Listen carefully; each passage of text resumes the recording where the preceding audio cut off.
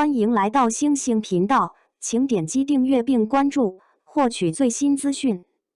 看了李一桐、云秀航跟鞠婧祎千香，才知女演员原生脸多重要。暑假来临，影视大盘多了很多符合年轻人口味的古偶剧。李一桐的云秀航跟鞠婧祎千香两个同病相怜，一个杀青压了3年，一个2年多，却又差不多同一时间播出的剧。再加之李一桐跟鞠婧祎两个处境差不多的流量女明星参演，相同的特质太多，观众难免会被放到一起比较。当2部剧放到一起，差别一下就明显了。李一桐主演的《云秀航》改编自《彩云国物语》，将日系动漫的画风落地国风古装，风格反差极大。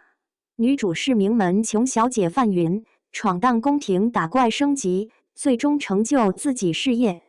因为版权没弄好，剪辑了很多桥段，也有导演组原本就拍不好的缘故。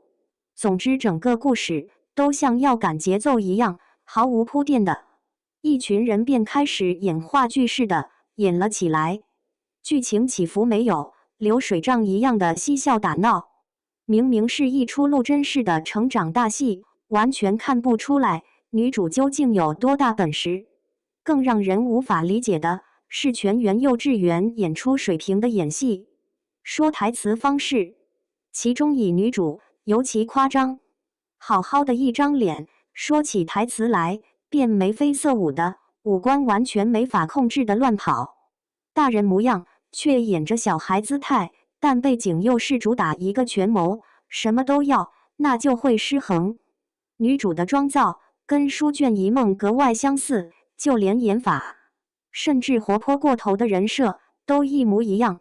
书卷一梦是现代人穿越到古代，还能为女主的行为解释一下，而云秀航更是顶着古偶外衣的现代偶像剧既视感。在一个封建的古代背景开堂授课，台词写的都很好，但做起来总不是那么一回事，有股空喊口号的嫌疑。要说演活泼女主，这不就撞上了千香鞠婧祎演的女主江离妃？可她是仙侠背景，小狐狸人设，天马行空，用古灵精怪的女主，属实贴切。有趣的是，搭档的还是宋威龙，两人曾合作过《漂亮书生》。由于颜值登对，两人的 CP 还是蛮火的，让不少观众记忆犹新。千香前半部分的剧情，男女主达到修仙学院，遇到了好人坏人反派，反正主打一个群像，再加上相熟的人，更加有漂亮书生续集的既视感。乍一看女主穿个男装都要妆容精致，留着龙须刘海，一眼看去都跟她前几部剧复制粘贴似的。有观众看到这个举动就开始吐槽了，实则不然。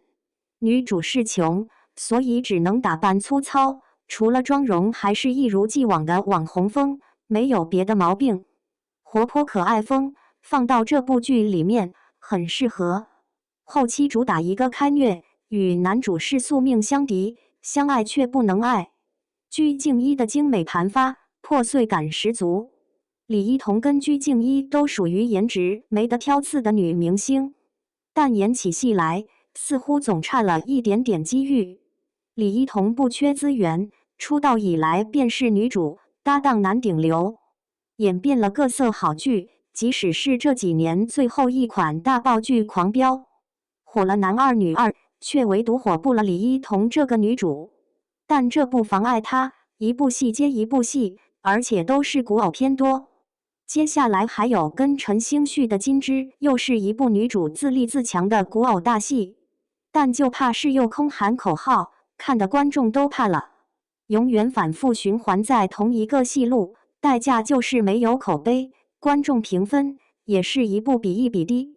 云秀航剧集播出过半，才6000多人，打出了3.8分，在今年的古偶剧里面，暂时是比《冰湖重生》要高上一截。毫无意外，女主又被吐槽，怎么她还能有戏可怕？要说鞠婧祎的口碑，这几年有所反转。前面被困公司合约，接戏也没法做主，几乎演了一大批自家公司的自制剧，或者是小成本网剧，妆容服化，堪称粘贴复制，给观众也留下了深刻印象。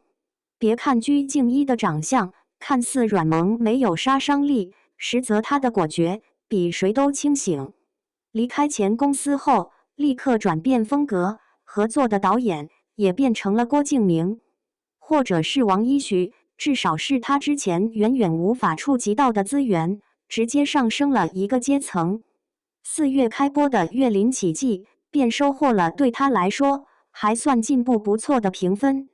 不仅是妆容换了，演戏方式也有所进步，不是千篇一律的活泼少女的刻板演法，而是以喜宜嗔，情绪到位，所以慢慢的也收获了不少好评。即使千香在演狐妖，也演出了完全不同的韵味。虽然以前每次都分不清演的是哪部剧，但如今是真能分得一清二楚了。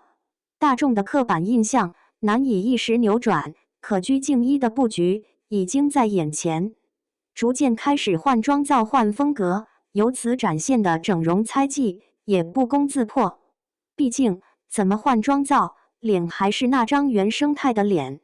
越是素净，反而越有股返璞归真的感觉，做起表情来自然灵动。